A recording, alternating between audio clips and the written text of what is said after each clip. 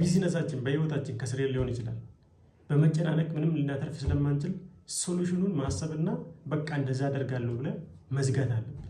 ለምሳሌ በቢዝነሳችን ከስሬ ሊሆን ይችላል። በጓደኞቻችን ተከተል ሊሆን ይችላል። ብር አበድረን ከቶል ሊሆን ይችላል። የሆነ ነገር ወስዶብን ሊሆን ይችላል። የሆነ ነገር ተሰብሮብን ሊሆን ይችላል። ሌባ ሰርቆን ሊሆን ይችላል። መጨናነቅ የለብንም። በቃ መመለስ የምንችለው ነገር ከሆነ መመለስ መሞከር፣ ማንችለው ነገር ከሆነ ደግሞ መርሳት አለብን፣ ምን ጊዜም ቢሆን ማለት ነው። ከዛ ውጪ በመጨናነቅ የሆነ ነገር በማድረግ ምንም ማድረግ አንችልም፣ ግን ራሳችንን እንጎዳለን። ቀጣይ ያለ ህይወታችን ያበላሽብናል። ስራችን በተግባር በትክክል እንዳንሰራ ያደርገናል። ከሰው ጋራ በትክክል እንዳንኖር ያደርገናል። ያጨናንቀናል። እንቅልፍ እንዳይኖረን ያደርገናል። ሰውነታችን ላይ የተለያየ የማይሆን ነገር ጠባሳ ይፈጥራል። ስለዚህ ላለፋ ነገር መጨናነቅ የለብንም። ሁለተኛ ደግሞ የማይመለከተን ነገር ውስጥ መግባት የለብንም። ምንም የማይጠቅም ለምሳሌ ሰው የማይመለከት ፖለቲካ ያወራል፣ የማይመለከት ስለ ሰው ያወራል፣ የማይመለከት ስለ አገር ያወራል። ያ ውስጥ መግባት የለብንም። አይመለከተንም። በቃ ህይወታችን ማሸነፍ አለብን። ስለዚህ የኔ ተከታታዮች ይሄን ቪዲዮ የምታዩ ሰዎች ስለማይመለከታቸው ነገር አትጨነቁ። በቃ አይመለከታችሁም። አሳልፉ፣ አትከተሉ። መከተል ያለባችሁ የምትማሩበት ነገር፣ ህይወታችሁን ሰላም የምታገኙበት ነገር መሆን አለበት። ሰላም ለእናንተ ይሁን የሚል ሰው ሰላም ለእናንተ ይሁን ስል ሰላም ይሰማችኋል። ስለዚህ ሰላም ለማግኘት ሰላም የሚሰጣቸው ነገር መስማት አለባችሁ። ሰላም የሚሰጣቸው ነገር መስራት አለባችሁ። የማይረብሻቸው ነገር ማድረግ አለባችሁ ማለት አለባችሁ። የሚረብሻቸው ነገር መስማት ማድረግም የለባችሁ። ኖርማሊ ዛሬ ማውራት የፈለግኩ ምንድነው ቢዝነስ በቢዝነሳችን የሆነ ቢዝነስ ጀምረን በምን አይነት ቢዝነስ ውጤታማ እንሆናለን፣ እንዴት ውጤታማ እንሆናለን፣ እንዴት ቢዝነሳችን መቀጠል ይችላል የሚለው ላይ ነው ማውራት የፈለግኩ ዛሬ። ምንድነው አንድ ወጣት ልጅ ወይም ደግሞ አንድ ሰው ማንም ይሁን ቢዝነስ መጀመር ከፈለገ ከዚህ በፊት ቢዝነስ ሰርቶ የማያውቅ ሰው ከሆነ ወይም ደግሞ ስለ ቢዝነስ ምንም አይዲያ የሌለ ሰው ከሆነ ወይም ደግሞ በቢዝነሱ ከስሮም ከሆነ ከዚህ በፊት የሆነ ቢዝነስ ከብቶ ቢዝነሱ ተበላሽቶበት ከሆነ ትንሽ ብር ኖሮ ቢዝነስ ለመጀመር ጊዜ እየጠበቀ ሊሆን ይችላል። ወይንስ የተለያየ ነገር በሶሻል ሚዲያ በተለያየ መንገድም ለመስራት ብሎ ደህና ሞባይል ሲገዛ ጀምራለሁ ብሎ አስበው ሊሆን ይችላል። ወይም ደግሞ ደህና ብር ሲኖረን ጀምራለሁ ብሎ ሊሆን ይችላል። ትንሽ ብር ይዞም ሊሆን ይችላል። ነገር ግን ውጤታማ መሆን የምትችሉት እንዴት ነው? በቢዝነሳችሁ በምትሰሩት ነገር ውጤታማ መሆን የምትችሉት በጣም ቀላልና ትክክለኛ ነገር ነው የምነግራችሁ። ይህንን በደንብ አዳምጡ፣ በደንብ ተረዱ። በኮሜንትም ልትጠይቁኝ ትችላላችሁ። ባዞኝ እኔ እያንዳንዱ ነገር እንዴት ውጤታማ እንድትሆኑ አነግራችኋለሁ። በተለያየ ቦታ ብር አግኝቶ ሊሆን ይችላል። ከአረብ ሀገር ብር ይዞ መጥቶ ሊሆን ይችላል። ከዘመድ ብር አግኝቶ ሊሆን ይችላል። ራሱ ሰርቶ ሊሆን ይችላል። ደሞዙን አጠራቅሞ ሊሆን ይችላል። ማድረግ ያለበት ቢዝነስ ለመጀመር ማድረግ ያለበት ቢዝነሱን በትምህርት ያገኘው ከቢዝነስ ቦታ የሰራ የሆነ ተመሳሳይ ቢዝነስ ሰርቶ ሊሆን ይችላል። ግን መሆን ያለበት ምንድነው? እሱ ተጨማሪ እውቀት ሊሆን ይችላል። ነገር ግን ምንም አይነት ስለ ቢዝነስ እንኳን ሳናቅ ሰርተንም የማናቀም ሊሆን ይችላል። የሌሎች የሶሻል ሚዲያም ሊሆን ይችላል። ተምሬ ጨርሼ ነው ማድረገው ማለት የለባችሁ። ማድረግ ያለባችሁ ባላችሁ በትንሹ ነገር ዛሬውኑ ጀምሩ። ሶሻል ሚዲያም ከሆነ ማለት ነው። ባላችሁ በትንሿ ነገር በየቀኑ ነው የምትማሩ። ትምህርት የምታገኙት ስራ ላይ ሆናችሁ ነው። የሆነ ነገር ቻሌንጅ ሲያደርጋችሁ፣ የሆነ ነገር ሲያስቸግራችሁ ይሄን ነገር እንዴት አደርጋለሁ ብሎ ሰው መጠየቅ ይቻላል። ስትጠይቅም ይገባል፣ ስላስቸገራ ስለሞከርከው ማለት ነው። ነገር ግን ቢዝነሱን ከመጀመሪያ በፊት የሆነ ነገርን ከመጀመሪያ በፊት ልትጠይቅም አትችልም። እንደዚህ አይነት ጥያቄም አይመጣም ወደ አእምሮ። ስለዚህ እየሰራ ጠይቅ፣ እየሰራ ተማር። ቢዝነስም ከሆነ እየሰራ ነው የምትማሩ። ሰው ምን እንደሚፈልገው የምታውቀው እየሰራ ነው። ቢዝነስ ምን እንደሆነ የምታውቀው እየሰራ ነው። ስለዚህ ቢዝነስ መክፈት የፈለጋችሁ ሰዎች በጣም በትንሹ ነገር ጀምሮ፣ ውጤታማ የሆኑ ሰዎች በጣም በትንሹ ነገር ጀምሮ ነው። በጣም በትንሹ ነገር ጀምረ የሰው ፍላጎት እያወቅ ብር እንኳን ካለ እየጨመርክ ትሄዳለህ እንጂ ዛሬ ባለ ብር ከጀመርክ ቢዝነስ ውጤታማ ላይሆን ይችላል። ሊሆንም ይችላል ግን 80% ላይሆን ይችላል። ለምን? ሰው በትንሹ ነገር ለምሳሌ አንድ ሰው ካፍቴሪያ መክፈት እየቻለ ግን ካፍቴሪያ ሳይከፍት ቡና ጠጡ ቢከፍት ውጤታማ ይሆናል። እንዴት ነው ውጤታማ ሆነው? አንደኛ ቢዝነሱን እየለመደ ይሄዳል። ሁለተኛ ቢዝነሱን ባይሳካ ኪሳራው በጣም ትንሽ ነው። ሶስተኛ ብር ባንክ ስላለ ኮንፊደንሱ ትልቅ ነው። ምክንያቱም እኔ ዝም ብዬ ለማት ብዬ ነው እንጂ የከፈትኩት እኔ አቅሜ ከዚህ በላይ ነው ብርም አለኝ ብሎ ኮንፊደንስ ማለት ቢዝነስ ላይ በጣም ኮንፊደንስ ወሳኝ ነው። እየፈራ ምናምን የምትሰራ ከሆነ ቢዝነስ ውጤታማ አትሆንም። አስፈላጊ ነገርም አታሟላም፣ ትፈራለህ። ነገር ግን ቢዝነስ መጀመር ያለባችሁ ከየት ነው? በጣም በትንሹ ብር ነው። በጣም ከትንሹ ጀምሩና እያሳደጋችሁ ሄዱ። እያሳደጋችሁ ስትሄዱ አንደኛ ኮንፊደንሳቸው በጣም ሃይ ነው። ሁለተኛ ቢዝነስ ውስጥ እየሰራችሁ ስለምትሄዱ ሰው ምን እንደሚፈልግ፣ ሰፈር ምን እንደሚፈልግ፣ ምን እንደሚያስፈልግ ታውቃላችሁ ማለት ነው። እያወቃችሁ ነው የምትሄዱት ማለት ነው። ስለዚህ ልክ እንደጀመረን ይሄንንም እናደርግ ብለን የማይፈለግ አንድ ላይ መሆን የሌለበትን ነገር ልናደርግ እንችላለን።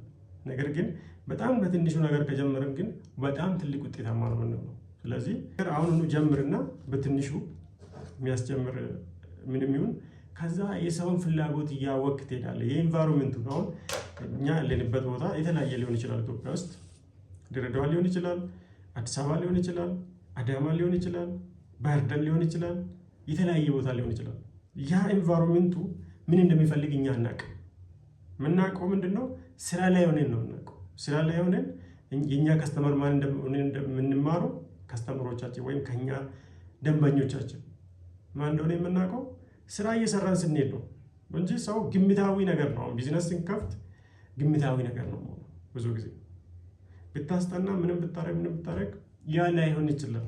እንዳሰብነው ሊሆን ይችላል፣ እንዳሰብነው ላይሆንም ይችላል። ስለዚህ ቢዝነስ መጀመሪያ ያለብን አንደኛ በጣም ከትንሹ ትጀምራለህ። እያሟላ እየጨመርክ የሰው ፍላጎት እየጨመርክ ሰው ራሱ ከስተመር ራሱ ይሄን ለምን አላረግ ይሄን አምጣ ይሄ እኮ ይፈልጋል ይላል። አንድ ሰው እንደዛ ስላለ ሳይሆን ሁለት ሰው ስላለ ሳይሆን የሰው ፍላጎት እያየ ብዙ ሰው ኮሜንት ሊሰጥ ይችላል። እያረክ ደግሞ በትንሽ ብር እያረክ 2 ነገር 3 ነገር እያረክ 5 እያረክ የሆነ ቫራይቲም እየጨመርክ ያን እያደረግ ቢዝነስን ጤነኛ የሆነ ቢዝነስ ማድረግ ትችላለህ ማለት ነው። የተስተካከለ የሆነ ቢዝነስ ማድረግ ይቻላል። ስለዚህ ዛሬ ሊነግራቸው የሚፈልገው ነገር ምንድነው? እጃቸው ላይ ያለን ነገር ተጠቀሙ። ዛሬውኑ ጀምሩ። ትምህርት ቤት ሄዳችሁ ተምራችሁ ምናምን የምታደርጉ ነገር አይደለም። ወይም አንዳንድ ሰዎች አሁን ለምሳሌ ብዙ ጊዜ ምን ይሆናል? ዝም ብላችሁ ብራችሁን ትከፍሉና የሆነ ነገር ትማራላችሁ፣ ስልጠና ምናምን እየተባለ ማለት ነው።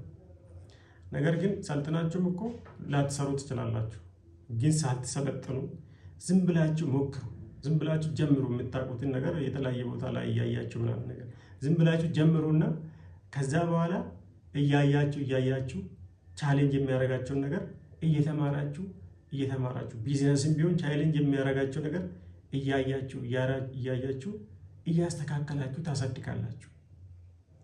ቢዝነስ ማለት እሱ ነው። በቃ ቢዝነስ ማለት በእንደዚህ አይነት ሁኔታ እያደገ ስንመጣ ነው እንጂ የተስተካከለ የሚሆነው በአንድ ጊዜ ባለነው ብር በሙሉ ወይም ደግሞ ትልቅ ብር ስላለን አይደለም ውጤታማ ነው። ሰው ምን ይፈልጋል?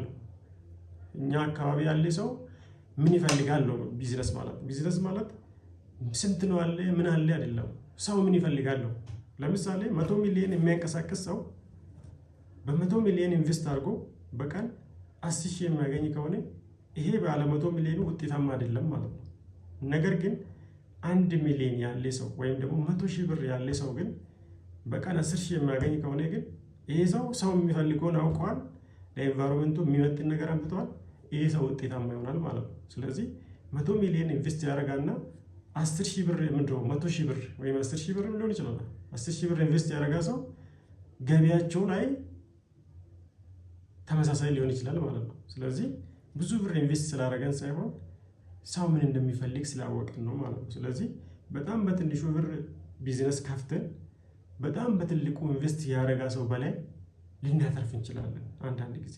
ነገር ግን ያን ማድረግ የምንችለው ኢንቫይሮንመንቱ ጋር እያደገ ስንመጣ፣ እያላመደ ስንመጣ፣ የሰው ፍላጎት እየተረዳ ስንመጣ፣ እየጨመረ ስንመጣ ያኔ ውጤታማ መሆን እንችላለን ማለት ነው። ውጤታማ ነጋዴ ማለት አሁን ብዙ ጊዜ በተለያየ ኬስ እናያለን።